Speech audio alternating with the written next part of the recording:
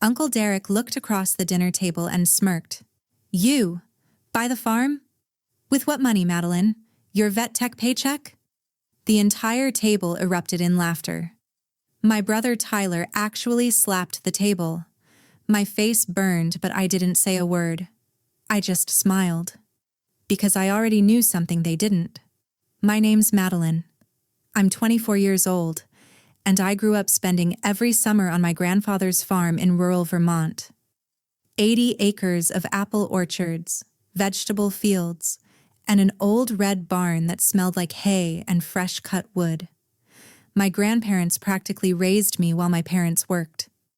That farm wasn't just land to me. It was my safe place. The only place I ever felt like I belonged. Now I work as a vet tech at a small animal clinic. The pay's decent, but nothing flashy. I'm not a lawyer like my brother. I didn't go into business or finance. My family always saw me as the dreamer, the impractical one, the one who cared more about animals than money. I wasn't born into wealth. I don't have a trust fund. I didn't marry rich. But I had something they underestimated. Loyalty, patience, and a plan. I wasn't the one they bragged about at holidays. I wasn't the one with the corner office or the fancy car. But I was the one who actually remembered what that farm meant, what it stood for, what Grandpa wanted it to be. If you've ever been pushed aside by family, subscribe right now and tell me where you're watching from, because this story gets a whole lot better. Grandpa died suddenly from a heart attack in early March. The funeral was quiet, sad, and over too fast. A week later, we gathered for the will reading. The farm was left to the family, but the estate management fell to Uncle Derek, Grandpa's eldest son, the one who'd moved to Boston 20 years ago and barely visited. Another week passed. Derek called a family meeting at the farmhouse. I drove out there thinking we'd talk about memories, maybe figure out how to honor Grandpa's legacy.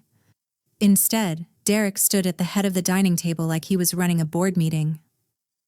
I've been in contact with Bennett Development, he said. They're offering to purchase the property for luxury condos and a golf course. My stomach dropped. Grandpa would have hated that, I said. He wanted this place to stay a farm. Derek barely looked at me. This isn't about sentiment, Madeline. This is about what makes financial sense. Tyler nodded along. We're talking a 7-figure payout, sis. You can't be serious. My voice shook, but I said it anyway. I am serious. I'll buy it. I'll keep it running.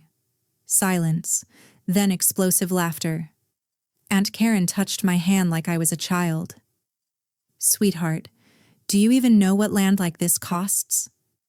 Derek leaned back, condescending as hell. You make, what, 35 grand a year? Be realistic. Tyler grinned. Come on, Maddie. Stick to the animals. I tried to argue. I mentioned grants, farm loans, co-ops. Derek cut me off. We're selling to Bennett Development in 60 days. Meeting's over. They all filed out, left me sitting there alone. I sat in that empty dining room for a long time. Then I walked to Grandpa's office, the small room at the back of the house where he used to do paperwork. And that's when I found it. A letter, dated 2 months before he died. In his handwriting. I hope Madeline takes over the farm someday. She's the only one who gets it. He'd never finished updating the will, but he'd wanted me to have it. That letter changed everything. A week later, I found out Tyler and Derek had a business lunch with the developer. Nobody told me. I only knew because I saw Tyler's Instagram story. A photo of steak and wine with the caption, "Closing deals." I called him. Why would we invite you? He said. You're not part of the sale. It's Grandpa's farm. I have a right to know what's happening. Tyler sighed, irritated. You have an emotional attachment. That's not the same thing. He hung up. 2 weeks after the funeral, the community held a memorial service for Grandpa. Over 60 people showed up. Farmers, neighbors, people who'd known him for decades. Derek stood up and gave this speech about honoring his legacy while moving forward. I couldn't take it. I stood up, my voice trembling. Have you considered keeping it as a working farm? That's what Grandpa wanted. Derek smiled. That patronizing smile. Madeline, I know you're grieving, but let's leave business decisions to people who understand them. Aunt Karen leaned over, loud enough for half the room to hear. She's always been a bit impractical. Laughter rippled through some of my family. I sat down, humiliated, but I noticed something. A few of the older community members, Grandpa's real friends, were watching Derek with disapproving looks. They didn't like what they were hearing. A few days later, Derek called me. Suddenly nice. Suddenly, my buddy. Hey, Maddie, I was wondering if you could help clean out the farmhouse. You know, sort through Grandpa's things. Since you're so sentimental about it. I thought it was a chance to say goodbye, to be close to him one last time. So I agreed.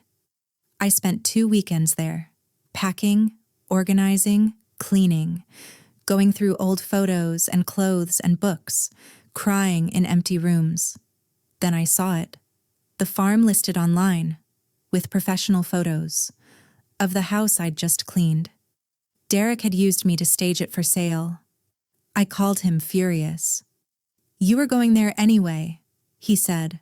What's the problem? That's when I stopped arguing. I stopped pleading. I started researching property law, estate law, agricultural programs. I reached out to Grandpa's old friends. I started quietly documenting everything, emails, texts, the timeline of the sale. I stopped fighting them openly, and they thought I'd given up. Tyler even texted me, "Glad you're finally being reasonable about this." I didn't respond, because what they didn't know was that I'd been saving for 5 years. Since I was 19, I'd worked 3 jobs, vet tech by day, weekend farmer's market vendor, freelance pet sitting at night. I lived in a tiny studio apartment, drove a 15-year-old car, never took vacations, never bought new clothes. I saved $40,000, not enough to buy the farm outright, but enough for a serious down payment. And I'd been working with Mr. Alvarez, a credit union manager who knew my grandparents. He believed in my vision, a sustainable farm-to-table operation, community partnerships, agritourism.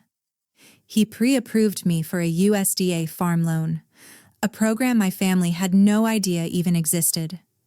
And while I was cleaning out the farmhouse, I found something else. Buried in the estate paperwork. A clause. Right of first refusal. Any family member could match an outside offer before the sale was finalized. Derek had forgotten to mention it. I made copies, quietly, and I met with Lila, a childhood friend who's now a paralegal. She reviewed the documents. "This is legit," she said. "If you can match the offer, you can block the sale." There was one problem. The developer offered $680,000. My loan approval was for $650,000. I was $30,000 short. Lila suggested bringing in a partner. So I reached out to Mrs. Henley. She ran the local co-op. She was one of Grandpa's closest friends. I met her at her kitchen table. She poured me tea and listened. When I finished, she smiled. "Your grandfather talked about you constantly, said you were the only one who got it." She offered to co-sign and invest $30,000 in exchange for a small partnership in the farm's future profits. I started crying. She held my hand. "Let's do this," she said. Meanwhile, my family was celebrating. Derek hosted a dinner at his house. I wasn't invited. Tyler posted on social media, "Big changes coming. Sometimes you have to let go of the past." Aunt Karen commented, So proud of you both for making the smart choice. Derek scheduled the final signing for that Friday. He sent me a text. Closing is Friday. You're welcome to come say goodbye to the place. I drove by the farm that week, just to see it one last time before everything changed. Derek and Tyler were on the porch drinking beers. I parked down the road. Heard Derek say, "I almost feel bad, but she'll get over it." Tyler laughed. "She's too soft for this family anyway." I sat in my car, shaking, not from sadness, from anger, from determination. That night, I finalized everything with Mr. Alvarez and Lila. I texted Derek, "I'll be at the closing, wouldn't miss it." Friday morning, the lawyer's office was cold and sterile. Derek, Tyler, Aunt Karen, the developer, Mr. Bennett, and his attorney were already there. I walked in. They exchanged smirks. Tyler whispered to Derek, "Why is she even here?" Derek shrugged. "Let her have her moment, won't change anything." The lawyer started reviewing the sale documents. Mr. Bennett looked at Derek. "Just to confirm, all family members have been notified and waive right of first refusal?" Derek waved his hand dismissively. Yes. No one else is in a position to purchase." I spoke up, calm, steady. "Actually, I'd like to exercise that right." Silence. Derek laughed. "Madeline, don't embarrass yourself." I slid a folder across the table to the lawyer. Inside, a pre-approval letter, financial statements, a copy of the estate clause, and a cashier's check for earnest money. The lawyer opened it. His eyebrows went up. This is all in order." Mr. Bennett leaned forward. "You're matching our offer?" I nodded. $680,000, financed through USDA Farm Loan Program and private investment. Derek's face went red. "This is ridiculous. She's a vet tech." The lawyer's voice was firm. "She's also a family member with legal right of first refusal. This clause is binding." Tyler leaned forward. "Maddie, come on. You can't actually afford this." My voice didn't shake, not this time. "I've been working 3 jobs for 5 years, saved every penny, found a co-signer, got pre-approved. I did my homework." Aunt Karen turned to Derek. "This is insane. Derek, do something." Derek looked at the lawyer. "There has to be a way around this." The lawyer shook his head. "Not legally. If she can close within the same timeline, the property is hers." Mr. Bennett stood up. "Well, I'm not interested in a legal battle. If the family member is exercising their right, we're out." He shook my hand. "Good luck with the farm, young lady." Then he left with his attorney. Derek's voice shook with rage. "You have no idea what you're doing. You'll lose everything." I looked him in the eye. "Maybe. But at least I'll lose it trying to honor Grandpa, something you stopped caring about the second he died." Tyler stood. "You're making a huge mistake." I gathered my papers. "The only mistake was thinking you ever cared about anything but money." The lawyer handed me a pen. I signed the purchase agreement. My hand was steady.